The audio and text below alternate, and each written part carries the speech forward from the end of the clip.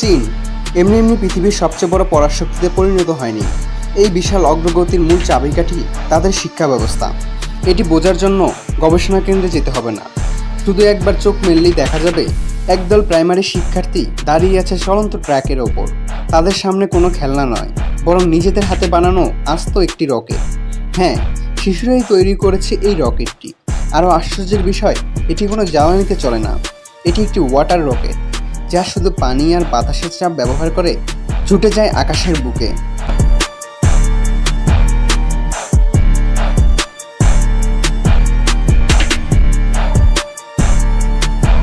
একদিকে এটি যেমন পরিবেশ বান্ধব, অন্যদিকে বিজ্ঞানের সূত্র হাতে কলমে শেখার অসাধারণ উপায়। শিশুরা প্রথমে রকেটের ভেতরে পানি ভরছে, তারপর ভাঁজ করে বসিয়ে দিচ্ছে একটি প্যারাশুট। এরপর শুরু হলো কাউন্টডাউন। এরপর হঠাৎ রকেট ছুটে গেল আকাশের দিকে। কিন্তু এখানেই শেষ নয়, নির্দিষ্ট উচ্চতায় পৌঁছেই রকেটের ভেতর থেকে খুলে যায় সেই প্যারাশুট। ফলে কোনো ধরনের ক্ষয়ক্ষতি ছাড়াই রকেটটি ধীরে ধীরে নিরাপদে নেমে আসে মাটিতে।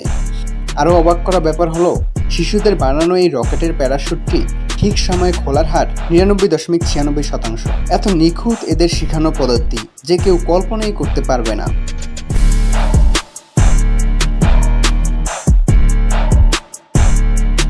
আমাদের দেশে একটা প্রবাদ আছে, আজকের শিশু আগামী দিনের ভবিষ্যৎ। আমরা এই কথা শুধু মুখেই বলি, কিন্তু চীন এটিকে বাস্তবে রূপ দেয়। তারা শিশুদের শুধু বই মুখস্থ শেখায় না, ছোটবেলা থেকে শেখায় কিভাবে সমস্যার সমাধান করতে হয়, কিভাবে দলবদ্ধভাবে কাজ করতে হয়, কিভাবে ব্যর্থতা থেকে শিক্ষা নিয়ে আবার চেষ্টা করতে হয়। এভাবেই জন্ম নেয় বিজ্ঞান আর প্রযুক্তির প্রতি ভালোবাসা, যা একদিন রূপ নেয় দেশের সম্পদে। এই শিশুরাই যখন বিশ্ববিদ্যালয়ে যায়, তাদের ভিত্তি এতটাই শক্ত হয় যে মিসাইল, স্যাটেলাইট কিংবা আরও জটিল প্রযুক্তি তৈরি করা তাদের কাছে সহজ হয়ে যায়। চীন এভাবেই প্রজন্মের পর প্রজন্ম গড়ে তুলছে ভবিষ্যতের উদ্ভাবক হিসেবে। এভাবে দেশি চিংড়ি দিয়ে পালং শাক রান্না করলে খেতে দারুণ টেস্টি হয়।